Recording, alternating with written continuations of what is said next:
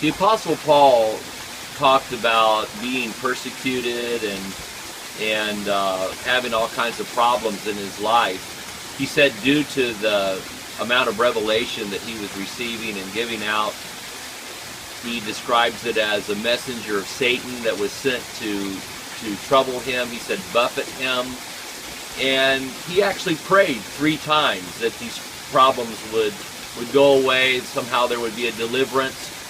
And you'll remember as you read the word that he said God spoke to him. And God's answer to his prayer was, "My grace is sufficient for thee."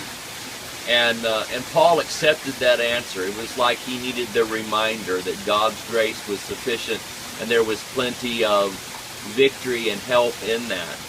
So I encourage you today, no matter what you're facing, what your problems are, your troubles, focus on the grace of God. God's grace is sufficient. God's grace is not just a stopgap measure where we fail. It's what we rest in. It's our foundation.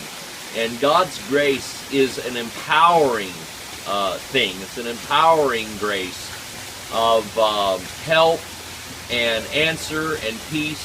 And you know, I often think about this. We have 2 choices to make every day, to either be in peace or to be in turmoil. I believe there's no middle ground. You can't mix the 2. So no matter what is raging around you, rest in God's grace, rest in God's peace, and you'll find strength and victory for today.